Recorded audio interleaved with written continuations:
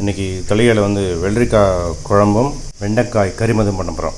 சிம்பிளாக ஈஸியாக பண்ணுற மாதிரி இந்த ஸ்டஃப்டு இது கூட வெண்டைக்காய் அரைக்காமல் டக்குன்னு பண்ணுற மாதிரி. அதே மாதிரி இந்த குழம்பு வந்து நார்மல் குழம்பு மாதிரி தான். இந்த வெள்ளரிக்காய் இருக்கு இல்லையா, இது வந்து நல்லா இது நிறைய வெரைட்டிஸாக பண்ணலாம். ரக்ஷா தோசை பண்ணான்னு சொன்னால் நாளைக்கு முடிஞ்சால் தோசை பண்ணுறேன்.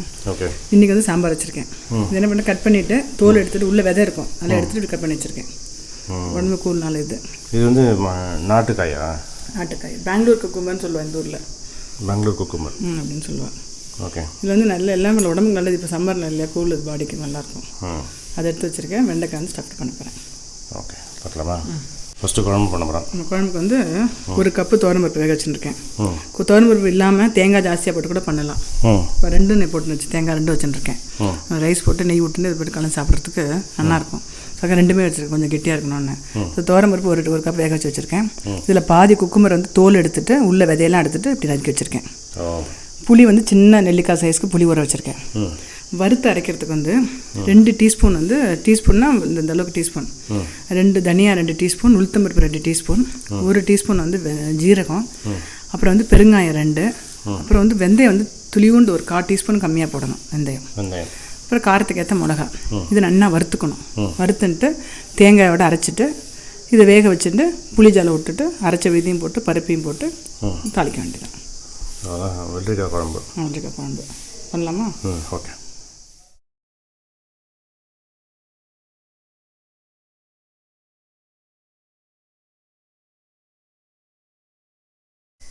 இன்றைக்கி சமையல் ரெடி. இன்னும் சொல்லி ஒன்றா அடுப்பில் வச்சிடறேன். இதையும் காமிச்சிடுறேன். இந்த வெண்டைக்காய் இருக்கு இல்லையா, வெண்டைக்காய் வந்து இலசாக இருந்து இப்படி கட் பண்ணி வச்சுருக்கேன். சிம்பிளாக என்ன பண்ணியிருக்கேன்னா இன்றைக்கி யூஸ்வலாக என்ன பண்ணலான்னா தனியா, கடலப்பருப்பு, உளுத்தம்பருப்பு, மிளகா, பெருங்காயம் எல்லாம் வறுத்துட்டு பொடி பண்ணி உள்ளே ஸ்டஃப் பண்ணணும்.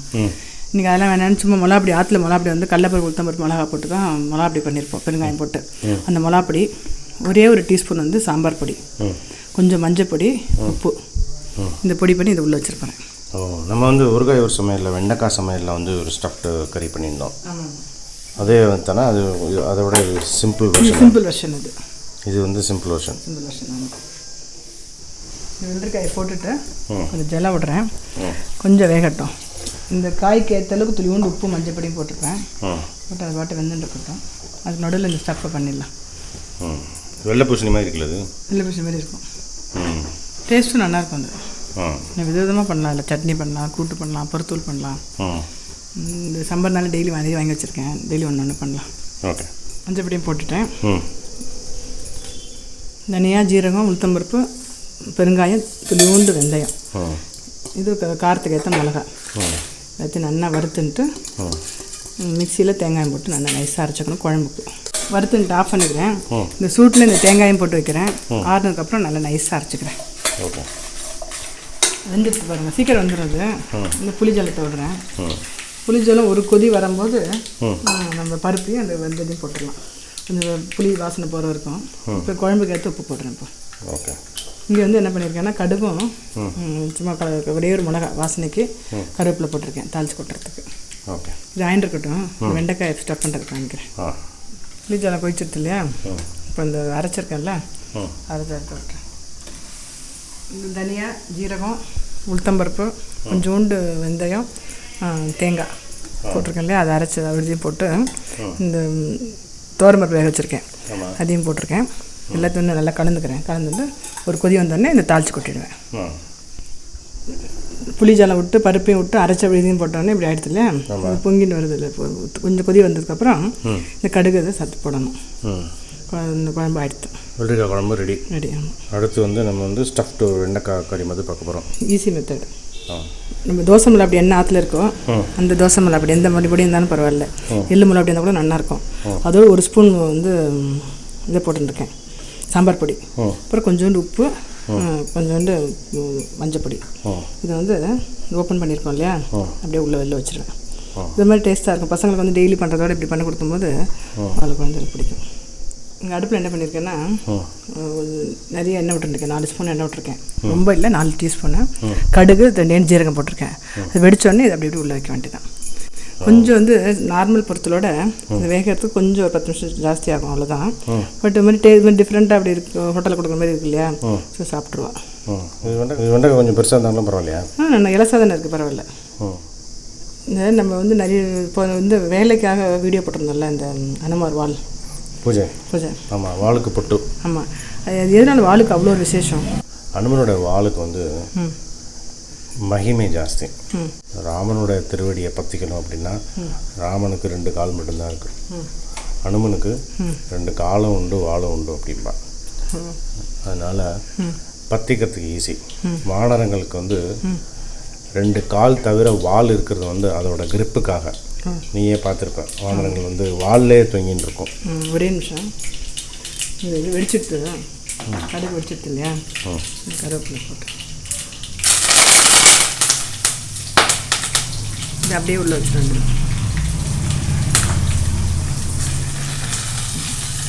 அது பாட்டு ஆயிட்டு ஸ்டப் பண்ணி மேலே வச்சுட்டே இருப்பேன். அந்த வாலில் வந்து தொங்கின்னு இருக்கும் நிறைய வானரங்கள், நீயே பார்த்துருப்ப இல்லையா? ஆமாம், காலை தவிர வால் எதுக்கு இருக்குன்னா அந்த கிரிப்புக்காக. ஆனால் ஆஞ்சநேயருக்கு வால் இருக்கிறது எதுக்குன்னா நம்மளுடைய கிரிப்புக்காக. நம்மளை மாதிரி ஜீவாத்மாக்கள் பிடிச்சுட்டோம் அப்படின்னா வைகுண்டந்தம் சேர்த்துருவார் நம்மளை அனுமன் அப்படின்னு சொல்லுவாள். இந்த வாழை வந்து கெட்டியாக பிடிச்சிக்கணும். இந்த வாளுக்கு வந்து மகிமை ஜாஸ்தி, ஆஞ்சநேயருடைய வாளுக்கு. அந்த வாளை நினச்சிண்டு நம்ம என்ன வேண்டிக்கிறோமோ அது நடக்கும் அப்படின்பா. ஏன்னா ஆஞ்சநேயருக்கே ஒரு வலிமை உண்டு, அந்த ஆஞ்சநேயரோட வாளுக்கு இன்னும் வலிமை ஜாஸ்தி அப்படின்னு சொல்லுவாள். ராவணனுடைய சபையில் தூதுவனாக போகிறார் ஆஞ்சநேயர். அவனை வந்து அப்போது ஆஞ்சநேயரை வந்து வான்னு கூட சொல்லலை, தூதுவனுக்கு கொடுக்க வேண்டிய ஒரு சாதாரண ஒரு மரியாதை கூட கொடுக்கல. நம்ம வீட்டுக்கு வந்தவாளே வந்து வாங்கோ அப்படின்னு சொல்லுவோம். வாங்கோன்னு சொல்கிறத விட வந்து உட்காருங்கோ அப்படின்னு சொல்கிறது இன்னும் கொஞ்சம் மரியாதை ஜாஸ்தி. அதைத்தான் நம்மளுடைய சம்பிரதாயமே சொல்லி கொடுத்துருக்கு, வந்து உட்காருங்கோன்னு. இந்த உட்காரத்துக்கு ஒரு இருக்கை கொடுக்கணும் வந்தவாளுக்கு, ரொம்ப முக்கியம். ஆனால் ராவணன் அதை செய்யலை, நிற்க வச்சான். என்ன பண்ணார் ஆஞ்சநேயர்? வாழை பெருசாக ஆட்டினார். ராவணன் உட்கார்ந்துருக்கிற இருக்கையை விட ஜாஸ்தியாக எடுத்து ஹைட்டாக எடுத்து வால். ஆஞ்சநேயரோட அந்த ஆஞ்சநேயர் வந்து தன்னோட வாளோட மகிமையை காட்டின இடம் அது. காலோட மகிமையை காட்டினது வந்து சமுத்திரத்தை தவ்வுனது, கையோட வலிமையை காட்டினது அக்ஷகுமாரனை வதம் செய்யும்போது கையோட வலிமை தெரிஞ்சது. அது மாதிரி இந்த சமயத்தில் வாளோட வலிமை தெரியும். அந்த வாளுக்கு வந்து தீ வைக்கணும் அப்படின்னு சொல்லிவிடும் ராவணன். எல்லாரும் அங்கே இருக்கிற அசுரர்கள் எல்லாரும் கயிறு எடுத்துன்னு வருவான். அவளுக்கு தெரியல ராமநாமங்கிற ஒரு கயிறு மட்டும்தான் அவரை கட்டுப்படுத்த முடியும்னு. எத்தனையோ கயிறு, ஊரில் இருக்கிற கயிறு எல்லாம் எடுத்துன்னு வந்தால் அந்த கயிறே அவளுக்கே எமனா அமைஞ்சது. அந்த கயிறில் பற்ற வச்சா சீத்தை வந்து தீ குளிரட்டும் அப்படின்னு ஒரே ஒரு கண்டிஷனை போட்டா. அனுமனுக்கு வச்ச தீயெல்லாம் குளிர்ந்து தான் அனுமனுக்கு. ஆமாம், அனுமனுக்கு அவளுக்கெல்லாம் எரிஞ்சுது. அவளுக்கெல்லாம் யமனா போச்சு, அவளுக்கு வச்சதே. இதை தான் சொல்லுவாங்க வந்து அனுமன் வந்து வாழை சுருட்டி ராவணனுடைய இருக்கைக்கு மேலே உட்காந்தார் இல்லையா, அதைத்தான் வந்து மேனேஜ்மெண்ட்டில் வந்து ஹனுமன் சீட் அப்படிம்பா. யாரையுமே வந்து அண்டர் எஸ்டிமேட் பண்ணக்கூடாது அப்படிங்கிற ஒரு கருத்து இதில் இருக்குது. சூப்பர்ல. ஆமாம், ஹனுமன் சீட் அப்படிம்பாங்க. இந்த ஹனுமன் சீட் அப்படிங்கிறது வந்து நம்ம சில பேரை வந்து நம்ம வந்து அண்டர் எஸ்டிமேட் பண்ணிவிடுவோம். ஆஞ்சநேயரோட பலம் தெரியாமல் ராவணன் வந்து அப்போ அவமானப்படுத்தணும்னு நினச்சான். ஆனால் அனுமனுடைய பலம் புரிஞ்சுட்டான். அதுதான் அனுமன் சீட் அப்படிம்பா. கரெக்ட். நான் எல்லா ஸ்டஃப் பண்ணி இதில் போட்டுட்டேன். லேசாக மூடி வச்சிடறேன். அப்போ கொஞ்சம் இந்த ஜலம் விட்டுக்கிறதுல நல்லா வெந்துடும். அப்புறமா லேசாக துளியோண்டு மேலே உப்பு தூவிட்டு வதக்கி எடுத்துட வேண்டியதான். ஓகே. எவ்வளோ பேருக்கு வரும்? இது ஒரு 4 பேருக்கு வரும். 4 பேருக்கு வரும். பிடிச்ச நிறைய சாப்பிட்டானா ஒருத்தருக்கு கூட போகிறோம். அப்படியா? இது வந்து ஆயிரத்தில் குழம்பு. இது வந்து சும்மா கொஞ்சம் கருவேப்பிலை போடுறேன். அனுமனை பற்றி நல்லா இருந்ததில்ல அந்த சீட்டு. அதுக்கு தான் வாளுக்கு அவ்வளோ மகிமைனாலும் நம்ம போட்டு வைக்கிறோம் இல்லையா, 48 days. அது தனியாக வீடியோ கூட போட்டிருக்கோம். ஆமாம், தனியாக ஒரு பூஜை வீடியோஸில் இருக்கேன். 48 days வந்து அனுமன் வாளுக்கு பொட்டு. ஆமாம், நிறைய பேர் கேட்டிருந்தாங்க, அந்த வால் சின்ன வாளாக இருக்கும்போது 48 நாள் வராதே அப்படின்னு. அதுக்கு என்ன பண்ணணும், ஒட்டி ஒட்டி போடணும். குட்டி குட்டியாக பார்த்துருக்கேன். குட்டி குட்டியாக 48 நாள் வர்ற மாதிரி ஒட்டி ஒட்டி ஒட்டி ஒட்டி சின்ன சின்னதாக போட்டு வரலாம். ஒரு மண்டலம் அது போட்டால் அது நல்ல பலன். ஆமாம்.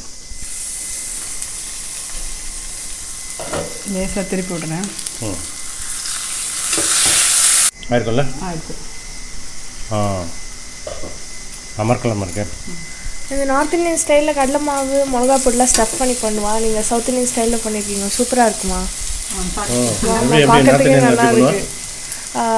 உள்ள கடலை மாவு மிளகா பொடி கொஞ்சம் இது தனியா பொடி அதெல்லாம் ஸ்டஃப் பண்ணி பண்ணுவா. அப்படியா? ஆமாம், இது சவுத் இந்தியன் ஸ்டைலில் பண்ணியிருக்காம்மா. அதே மாதிரி ஸ்டஃப் பண்ணி நல்லா இருக்குது, பார்க்கறதுக்கே நல்லா இருக்கு. சாப்பிடுன்னா பண்ணியிருக்கேன், சாப்பிடுங்க 2 பேரும். ஆமாம், சிம்பிள் வெர்ஷன் ஆயிடுச்சு. அந்த கலர் மாறிட்டு பாருங்க. ஆமாம், அந்த அடுப்பு இந்த சூடு இந்த பாத்திர சூடில் இன்னும் கொஞ்சம் நல்லா ஆகிடும். ஆஃப் பண்ணிவிட்டு இன்றைக்கி சமையல் ரெடி. ஸோ வெள்ளரிக்காய் குழம்பும் ஸ்டஃப்டு வெண்டைக்காய் ரெடி. இன்றைக்கி சமையல் ரெடி. சூப்பர். தேங்க்ஸ். தேங்க்யூ.